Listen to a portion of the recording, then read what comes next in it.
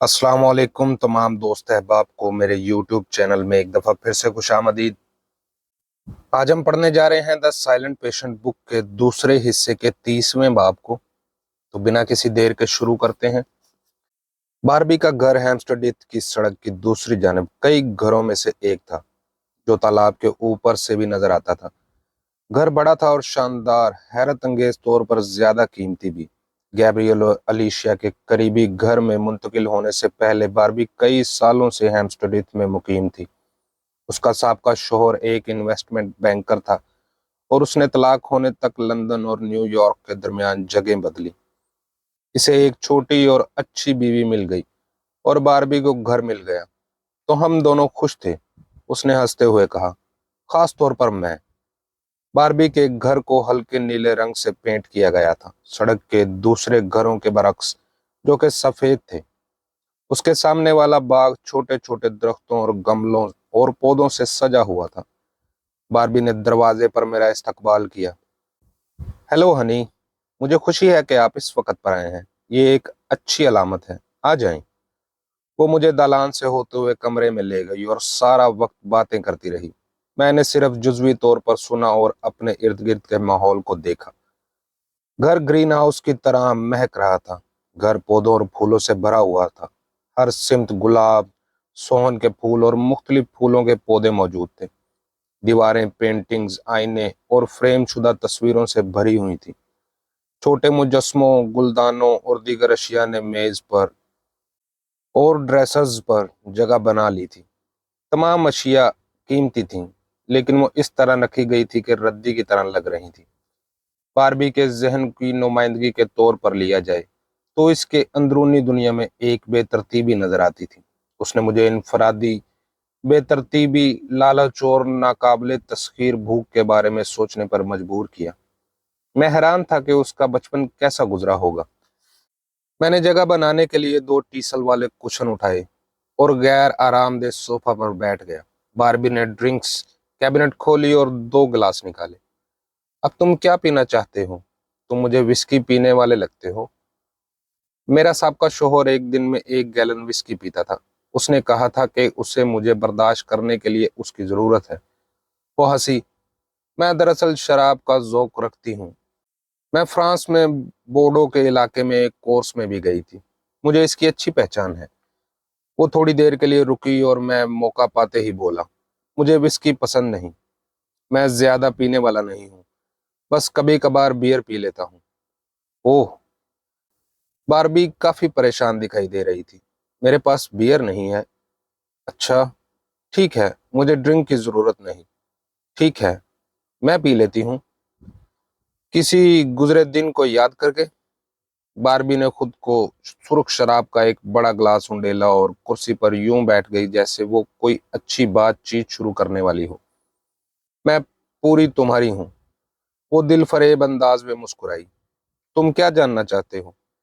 मेरे पास दो सवालात हैं, अगर सब ठीक हो तो। ठीक है, आप पूछें। क्या अलीशा ने कभी डॉक्टर से मिलने का जिक्र किया था? डॉक्टर? बारबी इस सवाल पर हैरान हुई। आपका मतलब है नफ्सियाती डॉक्टर? नहीं, मेरा मतलब है मेडिकल डॉक्टर। ओह, ठीक है। मुझे, बारबी ने हिचकिचाते हुए कहा, दरअसल अब जब आप इसका जिक्र कर ही लिया है तो हाँ, वो किसी डॉक्टर से इलाज करवाती थी। क्या आप उसका नाम जानती हैं?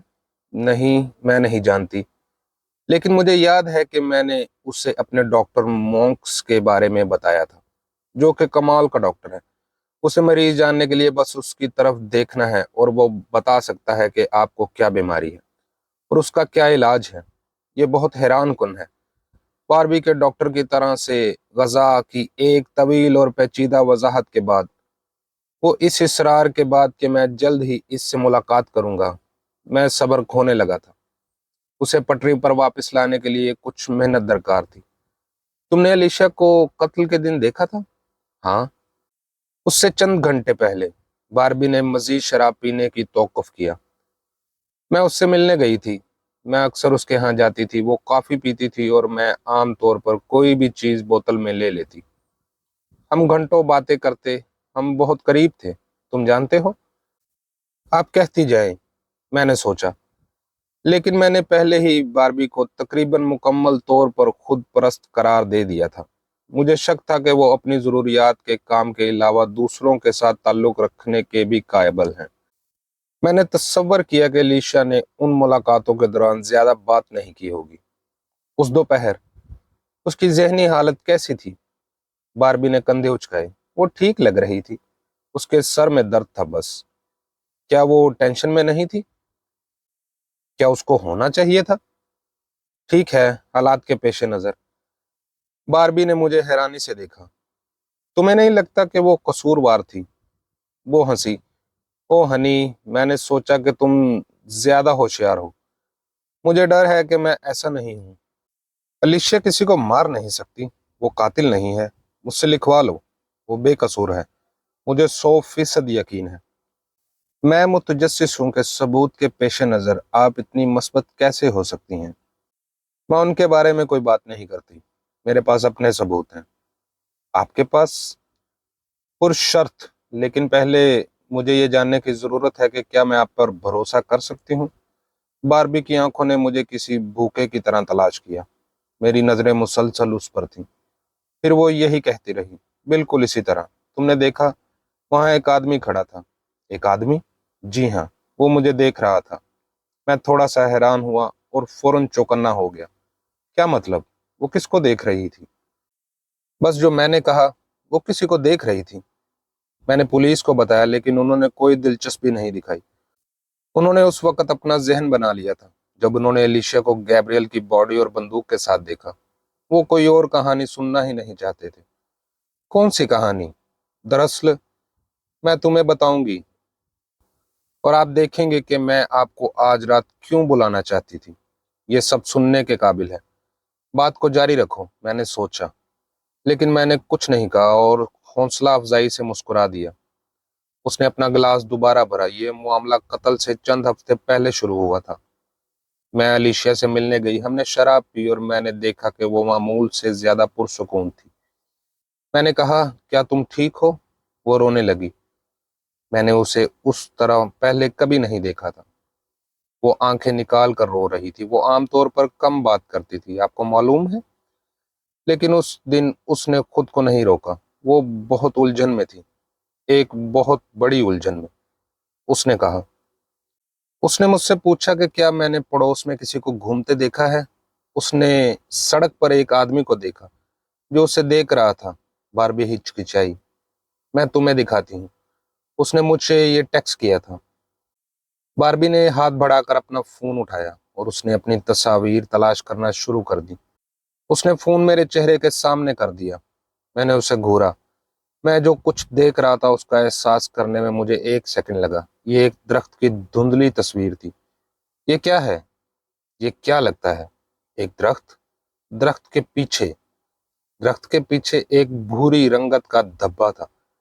ये बिजली के खंबे से लेकर किसी बड़े कुत्ते तक कुछ भी हो सकता था। ये एक आदमी है। आप उसका खाका बिल्कुल वाज़ह तौर पर देख सकते हैं।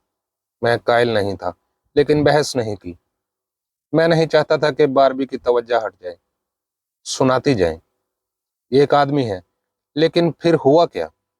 बारबी ने कंधे उचकाए। कुछ नहीं। मैंने अलीशा को कहा कि वो इस बारे में पुलिस को बताए, और मुझे पता चला कि उसने ये बात अपने शोहर को भी नहीं बताई थी। उसने गैब्रियल को नहीं बताया था। क्यों? मैं नहीं जानती। मुझे एहसास हुआ कि वो इतना हमदर्द शख्स नहीं था।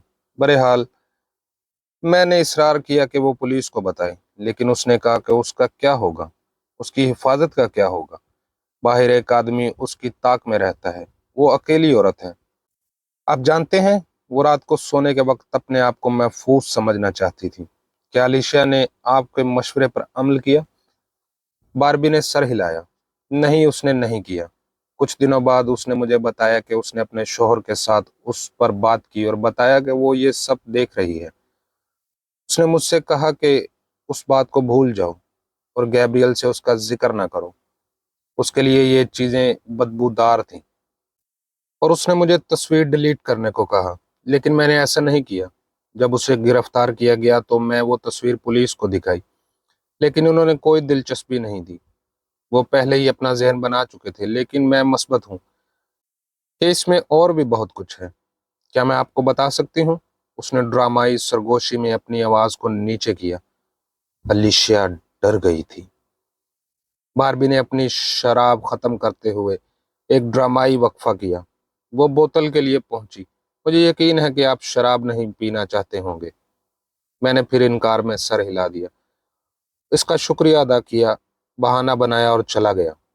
وہاں مزید ٹھہرنے کا کوئی فائدہ نہیں تھا۔ اس کے پاس مجھے بتانے کے لیے اور کچھ نہیں تھا، اور میرے پاس سوچنے کے لیے کافی کچھ تھا۔ جب میں اس کے گھر سے نکلا تو اندھیرا تھا۔ میں اگلے دروازے کے باہر الیشیا کے پرانے گھر کے پاس ایک لمحے کے لیے رکا۔ اسے مقدمے کے فوراً بعد فروخت کر دیا گیا تھا، اور اب وہاں ایک جاپانی جوڑا رہتا تھا۔ وہ باربی کے بقول سب سے زیادہ غیر دوستانہ تھے۔ اس نے کئی بار پیش قدمی کی جس کی انہوں نے مزاحمت کی تھی۔ میں نے سوچا کہ اگر باربی میری پڑوسن ہوتی تو میں کیسا محسوس کرتا۔ لامتناہی طور پر بار بار وہاں آتی۔ میں حیران تھا کہ الیشیا اس کے بارے میں کیسا محسوس کرتی ہوگی۔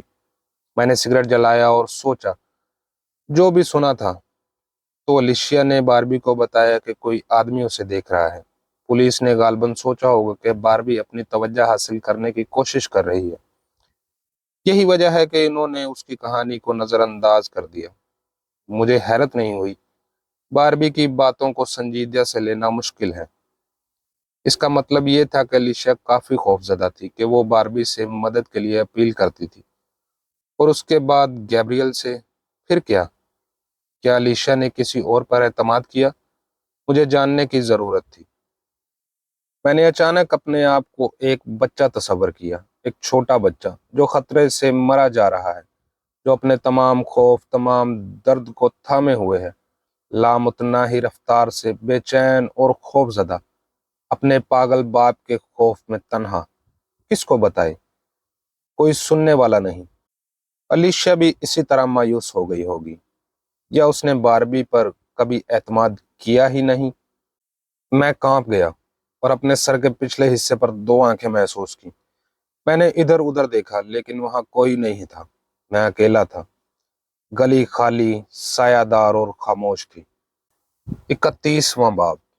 میں اگلی صبح گروہ پہنچا۔ میں الیشیا سے اس بارے میں بات کرنے کا ارادہ رکھتا تھا جو باربی نے مجھے بتایا تھا، لیکن جیسے ہی میں ریسیپشن پر پہنچا میں نے ایک عورت کی چیخ کی آواز سنی۔ راہداریوں میں اذیت ناک چیخیں گونج رہی تھیں۔ کیا ہوا؟ کیا ہو رہا ہے؟ سیکیورٹی گارڈ نے میرے سوالوں کو نظر انداز کیا۔ وہ میرے پاس سے وارڈ کی طرف بھاگا۔ میں اس کے پیچھے چل پڑا۔ میرے قریب آتے ہوئی چیخیں بلند ہو گئیں۔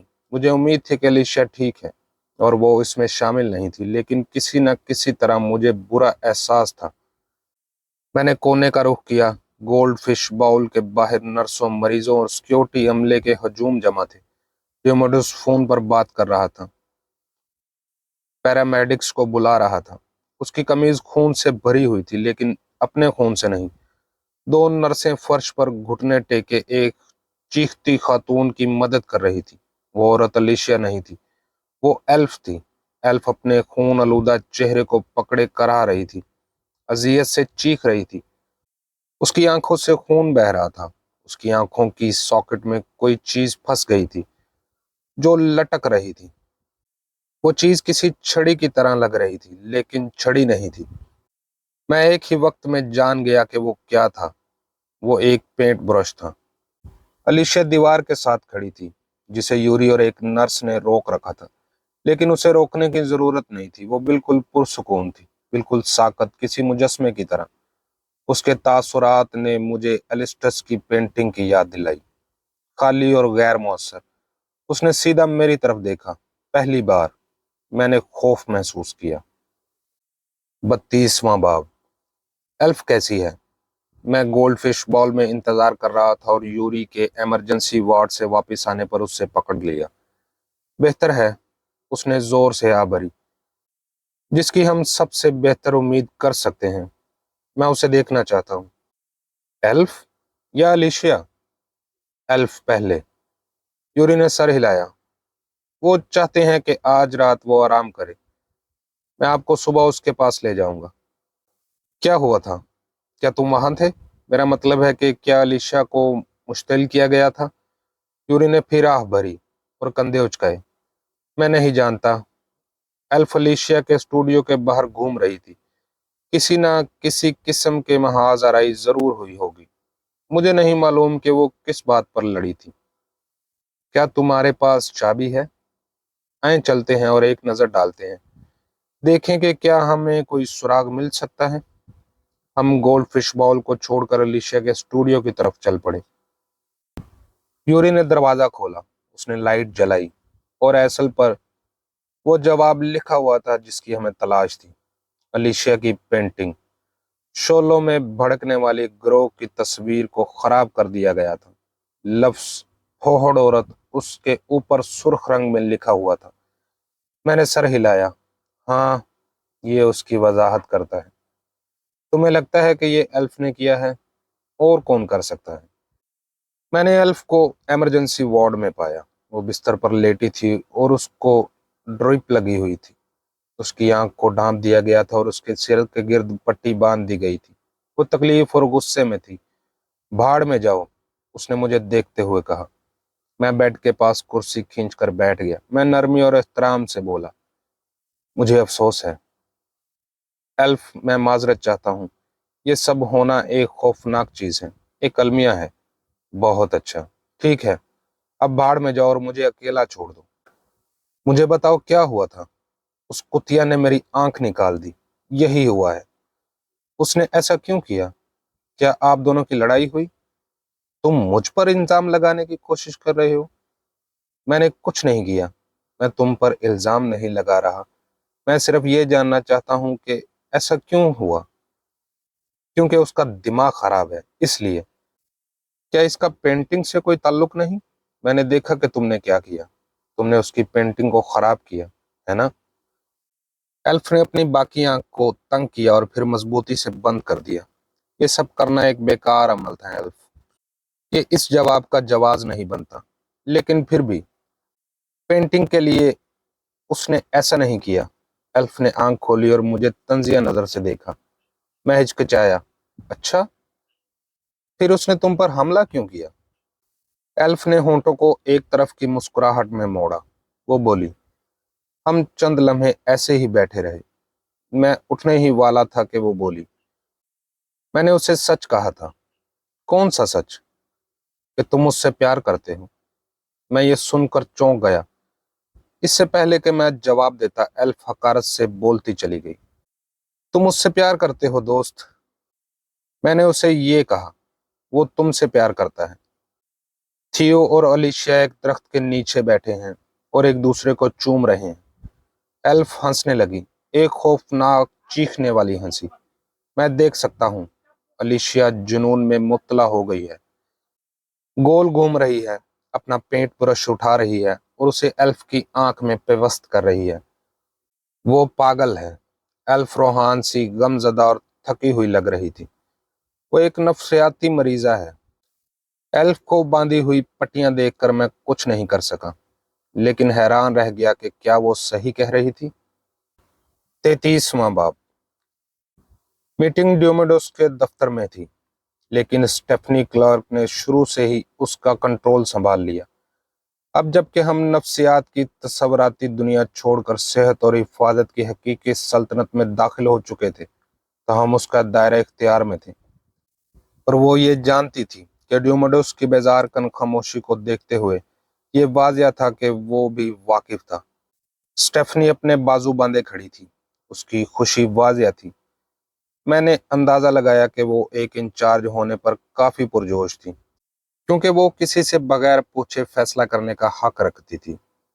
उसके फैसले को रद्द करके उसके खिलाफ होते हम सब ने उसको नाराज किया था। उसके खिलाफ टीम बनाई थी। अब वो अपने इंतकाम का मजा ले रही थी। उसने कहा कि कल सुबह का वाकया मुकम्मल तौर पर नाकाबिले कबूल था। मैंने अलीशिया को पेंट करने की इजाज़त के खिलाफ मुखालफत की थी, लेकिन मुझे मुस्तरद कर दिया गया। इनफरादी मुराद हमेशा हसद और नाराजगी को जन्म देते हैं। मैं जानती थी कि ऐसा कुछ होगा। अब से तहफ़्फ़ुज़ को ज़्यादा तरजीह देनी होगी। क्या इसीलिए अलीशिया को अकेला किया गया था? मैंने कहा, तहफ़्फ़ुज़ के मफाद में? وہ خود کے لیے اور دوسروں کے لیے خطرہ ہے۔ اس نے ایلف پر حملہ کیا، وہ اسے مار سکتی تھی، اس کو مشتعل کیا گیا تھا۔ ڈیوموڈوس نے سر ہلایا اور تھکے ہوئے انداز میں بولا، مجھے نہیں لگتا کہ اشتعال انگیزی کی کوئی بھی سطح اس قسم کے حملے کا جواز پیش کرتی ہے۔ اسٹیفنی نے سر ہلایا۔ بالکل، یہ ایک الگ واقعہ تھا۔ میں نے کہا، علیشا کو تنہائی میں رکھنا صرف ظالمانہ نہیں، وحشیانہ ہے۔ میں براڈمور میں مریضوں کو تنہائی کا شکار دیکھا ہے۔ وہ ایک چھوٹے سے کمرے میں بند رہتے ہیں جن میں کھڑکیاں بھی نہیں ہوتی۔ دوسرا فرنیچر تو بہت دور کی بات ہے، ان میں بستر کے لیے ہی مشکل سے جگہ ہوتی ہے۔ تنہائی میں گزرے ہوئے گھنٹے یا دن کسی کو بھی پاگل بنانے کے لیے کافی ہیں، خاص طور پر ان کو جو پہلے سے ہی غیر مستحکم ہیں۔ اسٹیفنی نے کندھے اچکائے۔ کلینک کے مینیجر کے طور پر مجھے کوئی بھی کارروائی کرنے کا اختیار ہے جسے میں ضروری سمجھتی ہوں۔ میں نے کرسچن سے اس کی رہنمائی کے لیے پوچھا اور اس نے مجھ سے اتفاق کیا۔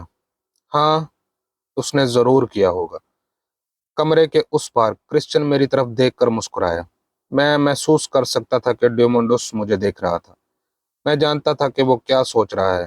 میں اسے ذاتی طور پر لے رہا تھا اور اپنے جذبات کو ظاہر کر رہا تھا، لیکن میں نے پرواہ نہیں کی۔ اسے بند کر دینا جواب نہیں ہے۔ ہمیں اس سے بات کرتے رہنے کی ضرورت ہے۔ ہمیں اسے سمجھنے کی ضرورت ہے۔ میں بالکل سمجھتا ہوں، کرسچن نے بھاری سرپرستانہ لہجے میں کہا، جیسے وہ کسی کند ذہن بچے سے بات کر رہا ہو۔ یہ سب تمہاری وجہ سے ہوا ہے تھیو۔ میری وجہ سے؟ اور کس کی وجہ سے؟ تم چیزوں کو بگاڑ رہے ہو۔ کس معنی میں؟ یہ سچ ہے نا؟ تم نے اس کی دوائی کم کرنے کی مہم چلائی۔ میں ہنسا۔ یہ شاید ہی کوئی مہم تھی، یہ ایک مداخلت تھی۔ وہ آنکھوں کی پتلیوں تک نشہ آور تھی۔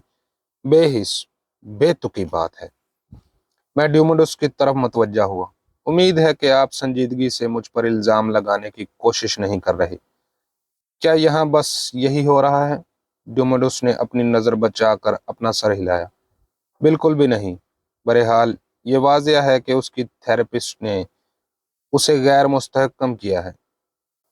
تمہاری تھراپی نے اسے للکارا ہے۔ مجھے شبہ ہے کہ اسی وجہ سے یہ ناخوشگوار واقعہ پیش آیا ہے۔ میں اسے قبول نہیں کرتا۔ آپ اس سے واضح طور پر بہت قریب سے دیکھ سکتے ہیں۔ ڈیوموڈوس نے اپنا سر ہلایا اور آہ بھری۔ ایک آدمی شکست کھا گیا۔ ہم مزید غلطیوں کے مستحکم نہیں ہو سکتے، ایسے نازک موڑ پر نہیں۔ جیسا کہ آپ جانتے ہیں، یونٹ کا مستقبل داؤ پر لگا ہے۔ ہماری ہر غلطی سے ٹرسٹ کو بہانہ مل سکتا ہے اور ہمارا ہاسپٹل بند ہو سکتا ہے۔ مجھے اس کی شکست خوردگی اور تھکی ہوئی قبولیت پر شدید غم محسوس ہوا۔ جواب یہ نہیں کہ اسے نشہ دے کر چابی پھینک دی جائے۔ ہم جیلر نہیں ہیں۔ میں متفق ہوں۔ اندرا نے میرا حوصلہ بڑھاتے ہوئے مجھے ایک مسکراہٹ دی اور کہا، مسئلہ یہ ہے کہ ہم کسی بھی قسم کا رسک لینے سے کتراتے ہیں۔ ہم کوئی بھی چانس لینے کے بجائے ان کو زیادہ دوائیاں دے دیتے ہیں۔ بس ہمیں پاگل پن کو نظر انداز کرنے کی بجائے اس کے ساتھ مقابلہ کرنے کے لیے بہت بہادر ہونے کی ضرورت ہے۔ کرسچن نے آنکھیں گھمائیں اور اعتراض کرنے ہی والا تھا، لیکن ڈیوموڈوس نے سر ہلاتے ہوئے پہلے بات کی۔ اس کے لیے بہت دیر ہو چکی ہے۔ یہ میری غلطی ہے۔ علیشیا سائیکو تھراپی کے لیے موزوں نہیں تھی۔ مجھے اس کی اجازت کبھی نہیں دینی چاہیے تھی۔ ڈیوموڈوس نے کہا کہ اس نے خود کو موضوع الزام ٹھہرایا، لیکن میں جانتا تھا کہ وہ واقعی مجھ پر الزام لگا رہا ہے۔ سب کی نظریں مجھ پر تھیں۔ ڈیوموڈوس کی مایوس کن نگاہیں، کرسچن کی نگاہیں، کچھ طنزیہ، کچھ فاتحانہ، اسٹیفنی کی مخالفانہ نگاہ اور اندرا کی تشویشناک نظر۔ میں نے آہستہ بولنے کی کوشش کی، جیسے کوئی احتجاج کر رہا ہوں۔ اگر ضروری ہو تو علیشیا کی پینٹنگ بند کر دی جائے، لیکن اس کی تھراپی کو نہ روکا جائے۔ یہ اس تک پہنچنے کا واحد رستہ ہے۔ ڈیوموڈوس نے سر ہلایا۔ مجھے شک ہے کہ وہ ناقابل رسائل ہے۔ بس مجھے کچھ وقت دیں۔ نہیں، ڈیوموڈوس کی آواز میں حتمی فیصلے نے مجھے بتایا کہ مزید بحث کرنا بے معنی ہے۔ بات ختم ہو چکی تھی۔ 34واں باب۔ ڈیوموڈس نے برف باری کے بارے میں غلط کہا تھا۔ برف نہیں پڑی، اس کی بجائے اس دوپہر تیز بارش ہوئی۔ گرج اور بجلی کی چمک کے ساتھ ڈھول کی تھاپ کی طرح ایک طوفان برپا تھا۔ میں نے کھڑکی سے بارش کو دیکھتے ہوئے تھراپی روم میں الیشیا کا انتظار کیا۔ میں تھکا ہوا اور اداس محسوس کیا۔ سارا معاملہ وقت کا ضیاع تھا۔ اس سے پہلے کہ میں اس کی مدد کر سکوں، میں نے الیشیا کو کھو دیا تھا۔ اب میں کچھ نہیں کر پاؤں گا۔ دروازے پر دستک ہوئی۔ یوری الیشیا کو تھراپی روم میں لے آیا۔ وہ میری توقع سے زیادہ بدتر لگ رہی تھی۔ وہ پیلی اور کسی بھوت جیسی لگ رہی تھی۔ وہ اناڑی پن سے آگے بڑھی اور اس کے دائیں ٹانگ مسلسل کانپ رہی تھی۔ کمینہ کرسچن، میں نے سوچا۔ وہ بہت زیادہ نشے میں تھی۔ یوری کے جانے کے بعد ایک طویل وقفہ ہوا۔ الیشیا نے میری طرف نہیں دیکھا۔ بالآخر میں ہی بولا، زور سے اور واضح طور پر، یہ یقینی بنانے کے لیے کہ وہ کچھ سمجھ گئی ہے۔ الیشیا، مجھے افسوس ہے کہ آپ کو تنہائی میں رکھا گیا ہے۔ مجھے افسوس ہے کہ آپ کو اس سے گزرنا پڑ رہا ہے۔ کوئی رد عمل نہیں۔ میں ہچکچایا۔ مجھے ڈر ہے کہ آپ نے ایلف کے ساتھ جو کچھ کیا، اس کی وجہ سے ہماری تھراپی ختم کر دی گئی ہے۔ یہ میرا فیصلہ نہیں تھا۔ میں اس سے بہت دور تھا، لیکن میں اب کچھ نہیں کر سکتا۔ میں تم کو یہ موقع فراہم کرنا چاہوں گا کہ جو کچھ ہوا اس کے بارے میں بات کریں۔ تم ایلف پر حملے کا سبب اور وضاحت بیان کرو اور ندامت کا اظہار کرو۔ مجھے یقین ہے کہ تم پچھتا رہی ہو۔ الیشیا نے کچھ نہیں کہا۔ مجھے یقین نہیں آ رہا تھا کہ میرے الفاظ اس کی دوائیوں والے غبار میں داخل ہو بھی رہے ہیں یا نہیں۔ میں آپ کو بتاؤں گا کہ مجھے کیسا لگتا ہے۔ سچ پوچھوں تو مجھے غصہ آتا ہے۔ مجھے غصہ آتا ہے کہ ہمارا کام ٹھیک سے شروع ہونے سے پہلے ہی ختم ہو رہا ہے، اور مجھے غصہ ہے کہ آپ نے بھی اس میں کوئی کوشش نہیں کی۔ الیشیا کا سر ہل گیا۔ اس کی نظریں میری طرف اٹھیں۔ تم ڈرتی ہو، میں جانتا ہوں۔ میں تمہاری مدد کرنے کی کوشش کر رہا ہوں، لیکن تم مجھے اس کی اجازت نہیں دے رہی، اور اب مجھے نہیں معلوم کہ کیا کرنا چاہیے۔ میں شکست کھا کر خاموش ہو گیا۔ پھر الیشیا نے کچھ ایسا کیا جس سے میں کبھی نہ بھولوں گا۔ اس نے اپنا کانپتا ہوا ہاتھ میری طرف بڑھایا۔ وہ کچھ پکڑ رہی تھی، ایک چھوٹی سی چمڑے کی نوٹ بک۔ یہ کیا ہے؟ کوئی جواب نہیں۔ اس نے اسے پکڑے رکھا۔ میں نے تجسس سے اس کی طرف دیکھا۔ کیا تم چاہتی ہو کہ میں اسے لے لوں؟ کوئی رد عمل نہیں۔ میں نے جھجک کر آہستہ سے اس کی کانپتی انگلیوں سے نوٹ بک لی۔ میں نے اسے کھولا اور صفحات بدلتا رہا۔ یہ ایک ہی ہاتھ سے لکھی ڈائری تھی، ایک جرنل، الیشیا کا جرنل۔ ہینڈ رائٹنگ کو دیکھتے ہوئے محسوس ہوا کہ یہ افراتفری کی حالت میں لکھا گیا تھا، خاص طور پر آخری صفحات، جہاں تحریریں بمشکل پڑھنے کے قابل تھیں۔ پورے صفحے کی مختلف زاویوں پر لکھے گئے مختلف پیراگراف کو جوڑنے والے تیر، کسی صفحات پر بے مقصد خاکے اور ڈرائنگز نے اصل متن کو ڈھانپ رکھا تھا اور انہیں تقریباً ناقابل استنباط بنا دیا تھا۔ میں نے تجسس سے الیشیا کی طرف دیکھا۔ مجھے اس کا کیا کرنا ہے؟ سوال بالکل غیر ضروری تھا۔ یہ واضح تھا کہ الیشیا کیا چاہتی تھی۔ وہ چاہتی تھی کہ میں اس کو پڑھوں۔